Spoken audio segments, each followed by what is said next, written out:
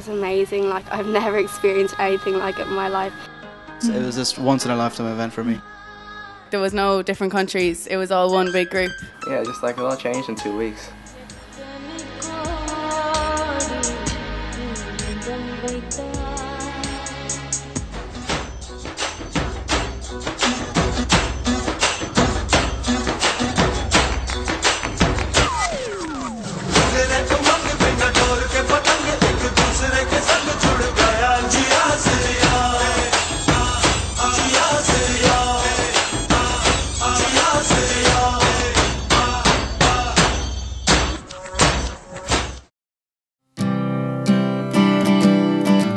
Well, I remember the first time that we went to see the Sikhs, and we were all really nervous. Like, we never met these people before. We didn't know what to expect.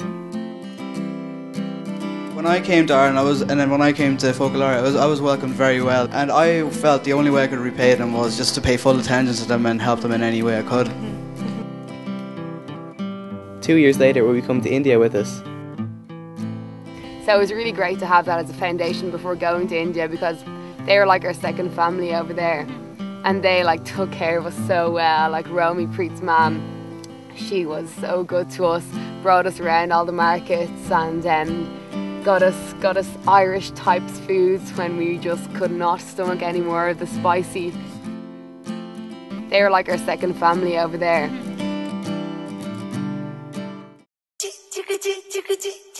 Remember the first day we got there? I felt like we were just such tourists, and we had our cameras.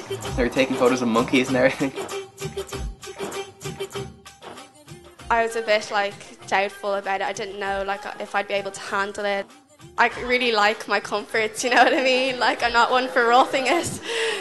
In the end, when we met up with everyone and I just got on with everyone so well, I just thought if we do it together, and just so glad I did it. Like, I've got no regrets at all. Like, it was amazing. Before I had left to go to India, I thought I was like going as charity, kind of going to help poor people and like give what I had. But like when I got there, I found that everyone was just equal. There was no rich and poor or black or white or young and old, and everyone was just welcome.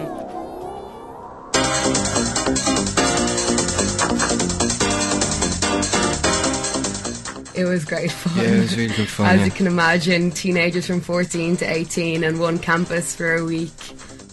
We spent the whole week, everyone just helped each other. Even if you were a stranger, people would talk to you, introduce themselves without you even knowing them, and you just make friends over the whole week.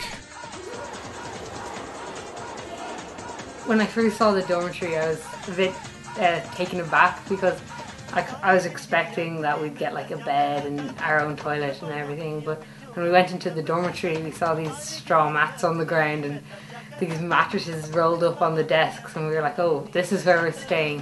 But then we began to like get used to it, and we began to like share what we have. Like if somebody was missing something, we'd try and help them. And then like taking the showers, it was a whole new experience with the bucket and the mug. People would always come up and talk to you, and if there was a problem, they'd help you. Like I was sick for one of the days, and there was people nursing me I didn't even know, coming in and saying hello to me and giving me things that would make me feel better, like special drinks and things like that. You know, just all together, it was a good atmosphere.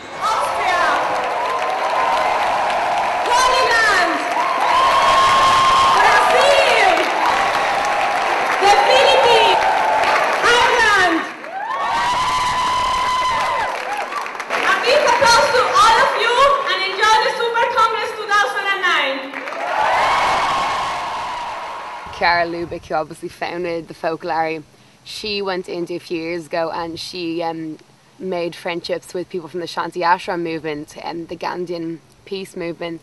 So after years of preparation, it finally ended up that our Supercongress for 2009 was going to be held in Coimbatore in India, and that it'd be jointly organised by the Focolari and the Shanti Ashram.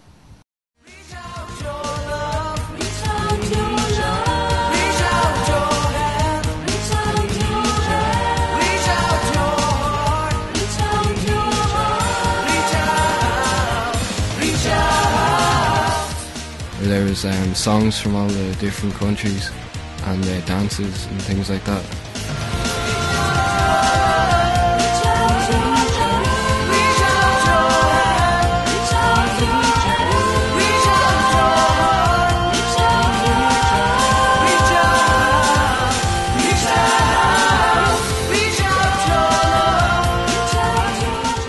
all got the chance to represent the countries through songs, through dancing and the sharing of experiences.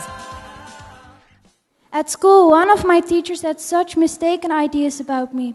I felt she could not stand me because I was a Muslim. I tried to love her like I would love my sister.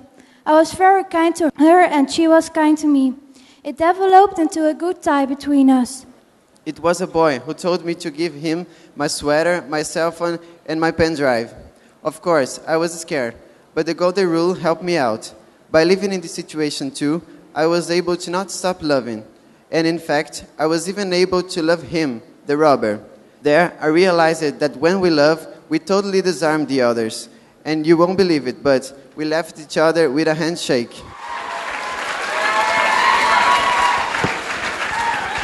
It is enough to put into practice the secret that Chiara has indicated to us, to live the golden rule. In this way, we can concretely love one another, creating reciprocal respect, which is the base for building peace. With us, we have the Teens for Unity from Ireland. Some represent the Christian community and some represent the Sikh community. Hi, I'm Preet and I belong to the Sikh community. Yes, it's true, we all belong from vastly different backgrounds, cultures, religions and customs. But through working together, we all found out that no matter how different you are, no matter how different your story is, but that there will always be a link when you take the first step to love. And the golden rule, I personally think, is a very important rule because it teaches us all about equality. I experienced this equality when I was working in the workshops with my Christian friends and some of my fellow Sikh friends. I personally believe that this vision is what is also needed in the modern society. Thanks, Preet. And what about you, Catherine? Well, when we first came together, we were very much in our own groups. And I was hoping that someone else would take the first move and that I could slot in comfortably then without any effort on my half. But then I realised that everyone else was waiting just like me for the first step to be taken. So I really tried to imagine myself in the shoes of the people, new people standing in front of me. And I remembered the golden rule. And I decided to put my shyness away and to go and sit beside some of the Sikh girls. I introduced myself, and from that point onwards, really, we became friends so quickly. And I mean, it wasn't easy to overcome that first barrier, but it was so worth it. And it gave us all such a great feeling of happiness.